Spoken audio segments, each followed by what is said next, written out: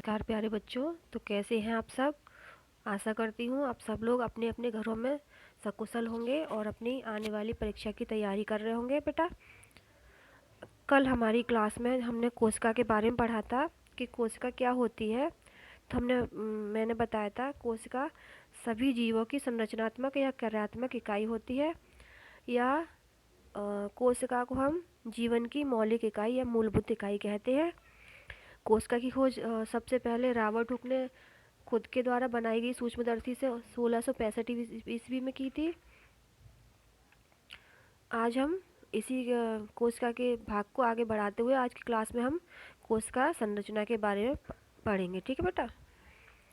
तो कोशिका क्या होती है हमने समझ लिया है अच्छी तरह से, और आज हम समझेंगे कोशिका कैसी होती है। तो बेटा, सूक्ष्मदर्शी से अध्ययन करने पर कोशिका में 3 विभिन्न भागों का पता चलता है। सबसे बाहरी सतह होती है जो वो प्लाज्मा झिल्ली या सेल मेम्ब्रेन कहलाती है।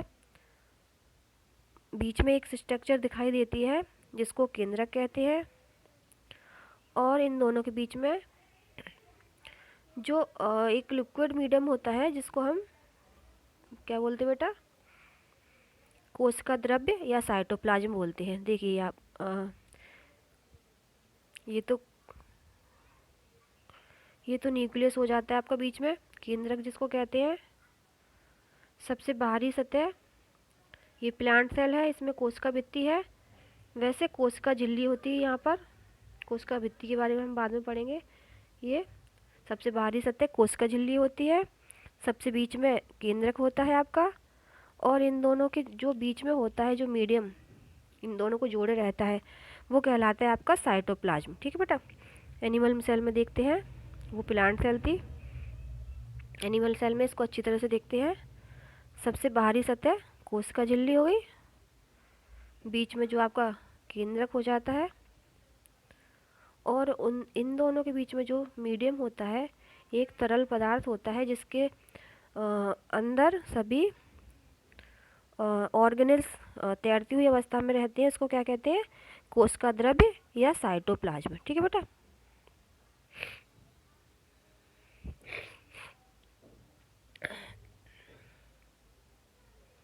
तो ये 3 भाग हो गए कोशिका के। उम्मीद है आप सबको समझ में आ गया होगा। सबसे बाहरी सतह प्लाज्मा झिल्ली और कोशिका झिल्ली, सबसे मध्य में केंद्रक पाया जाता है, और इन दोनों के जो बीच में होता है वो कोशिका द्रव्य कहलाता है। ठीक है, जिसमें कि सारे कोशिका अंगक तैरती हुई अवस्था में रहते हैं। देखिए बेटा, यहाँ पर लिखा है ये आपका कि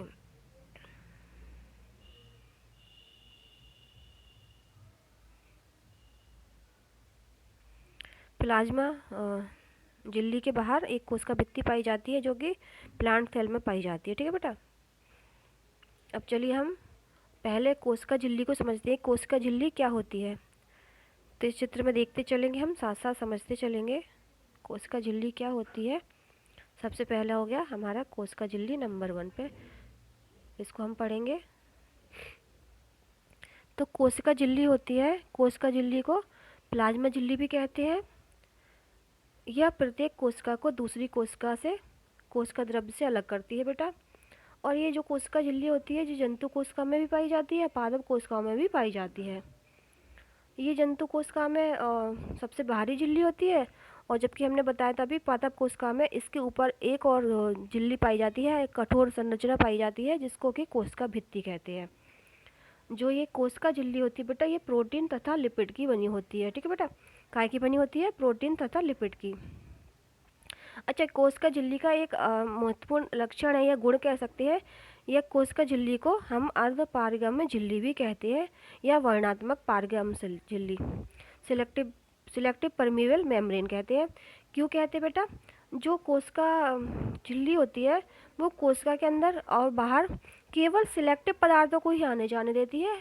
ऐसा नहीं है कि कोशिका झिल्ली अंदर आ सके और हर पदार्थ बाहर जा सके, ऐसा बिल्कुल नहीं करता। इसलिए ये सिलेक्टिव परमेबल कहलाती है, कुछ ही चीज़ों को अंदर से बाहर आने देती है और बाहर से अंदर जाने देती है। ठीक है बेटा। ये लचीली होती है और तोड़ी मोड़ी और दोबारा जुड़ भी सकती है, क्योंकि ये सबसे भारी होती है, तो भारी आघातों से रक्षा करती है, इस कारण ये लचीली होती है। ठीक है, एनिमल सेल में। और यह प्लाज्मा झिल्ली के या प्लाज्मा मेम्ब्रेन के कोशिका झिल्ली के कार्य होते हैं, जो अब उनको पढ़ते हैं। यह कोशिका के बाहर और अंदर अणुओं को आने जाने देती है, वैसे हमने पहले बताया था कि सिलेक्टिव परमिएबल होती हैं। ये दूसरा इसका कार्य है कि कोशिका के निश्चित आकार को बनाए रखती है बेटा, है ना। अगर प्लाज्मा मेम्ब्रेन नहीं होगी तो कोशिका का आकार निश्चित नहीं होगा, तो इस कारण इसका आकार निश्चित रहता है। ठीक है बेटा, ये इसका हो गया। अब दूसरी चीज हमारी केंद्रक है। केंद्रक है यहाँ पे बीच में गोल गोल सी संरचना दिखाई दे रही है। केंद्रक सभी कोशिकाओं में पाया जाता है, चाहे वो एनिमल सेल हो, प्लांट सेल हो, चाहे यूकैरियोटिक हो, चाहे प्रोकैरियोटिक कोशिका हो। ठीक है बेटा, तो ये कोशिका का सबसे महत्वपूर्ण अंग है, जो कोशिका की सभी क्रियाओं का नियंत्रण करता है। कोशिका में जितनी भी प्रकार की क्रियाएं होती हैं वो सभी केंद्रक के नियंत्रण में की जाती हैं। ठीक है, ये हेडक्वार्टर कहलाता है बेटा। जो हेडक्वार्टर ऑफ सेल किसको कहते हैं? केंद्रक को। यह क्वेश्चन आ भी सकता है कि हेडक्वार्टर ऑफ सेल किसको कहते हैं, या कोशिका का केंद्र किसको कहते हैं? तो बेटा केंद्रक को कहते हैं। क्यों कहते हैं? क्योंकि ये जो केंद्रक होता है वो जो कोशिका की समस्त क्रियाएं होती हैं उन पर नियंत्रण और रखरखाव का कार्य करता है। ठीक है बेटा, केंद्रक की खोज 1831 में रॉबर्ट ब्राउन ने की थी बेटा। एक अंतर होता है जो बेटा, जैसे कि प्रोकैरियोटिक कोशिकाएं होती है जो प्रारंभ में बनी थी, अविकसित कोशिकाएं होती है, उनमें केंद्रक स्पष्ट नहीं होता लेकिन होता है। और जबकि यूकैरियोटिक कोशिकाओं में जो नवीन कोशिकाएं होती हैं उनमें केंद्रक सुसंगठित केंद्रक पाया जाता है, यानी कि स्पष्ट केंद्रक पाया जाता है। इतना ही अंतर है इसमें। ये केंद्रक केंद्रक झिल्ली से घिरा रहता है, जिस तरह की कोशिका के बाहर प्लाज्मा झिल्ली या प्लाज्मा मेम्ब्रेन या कोशिका झिल्ली होती थी, उसकी तरह केंद्रक के बाहर केंद्रक झिल्ली होती है। जो केंद्रक क्या कार्य करता है कोशिका का? जो केंद्रक होता है, जो इसके अंदर का पदार्थ होता है वो क्रोमोटिन कहलाता है। क्रोमोटिन धागे की समान संरचना होती है, या हेरिडिटी मटेरियल। जो गुणसूत्र आपने पढ़े थे ना, क्रोमोसोम, गुणसूत्र वगैरह, जीन या डीएनए, वो सभी मटेरियल, जेनेटिक या आनुवंशिक पदार्थ इसके अंदर ही होता है बेटा। ठीक है, केंद्रक के कार्य क्या क्या कार्य करता है केंद्रक? जो केंद्रक होता है वो कोशिका की सभी उपापचयी क्रियाओं को नियंत्रण करता है। मैंने पहले भी बताया था कि जो केंद्रक होता है इसका क्या कार्य होता है। जितनी भी क्रियाएं होती हैं कोशिका के अंदर उनको कार्यों को नियंत्रण करता है, और ये आनुवंशिक सूचनाओं को एक पीढ़ी से दूसरी पीढ़ी में भेजने का कार्य भी करता है, क्योंकि इसके अंदर आनुवंशिक पदार्थ पाए जाते हैं बेटा। ठीक है,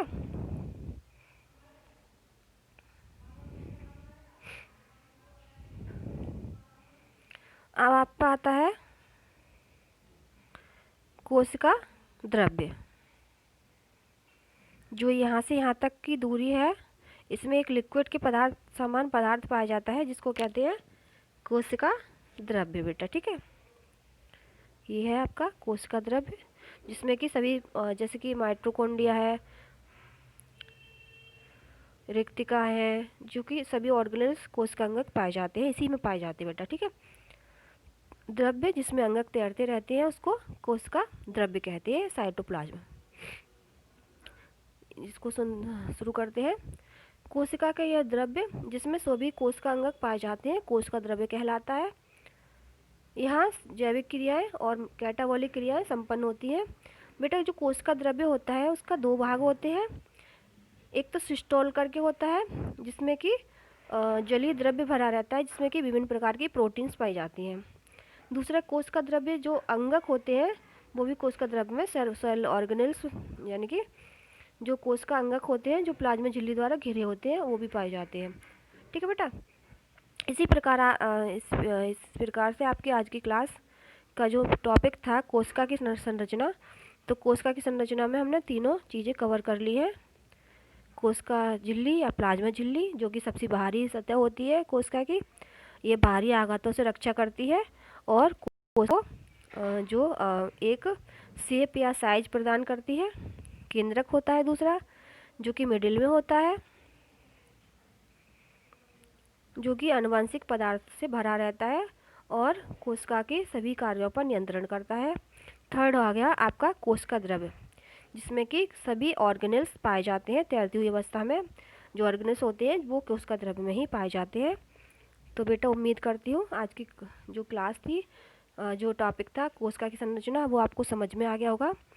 और आज के लिए मैं 2 क्वेश्चन देती हूँ, वो आपको करने हैं। नीचे डिस्क्रिप्शन बॉक्स में जाके देखिएगा क्वेश्चन को और इनके आंसर लिखने हैं। और अगर वीडियो अच्छी लगती है तो वीडियो को लाइक भर भर के लाइक करिए और अपने फ्रेंड्स के साथ में शेयर करिए। और अगर आप मेरे चैनल पर नए हैं तो चैनल को सब्सक्राइब करना ना भूलिए बेटा, ये बिल्कुल फ्री है। ठीक है बेटा।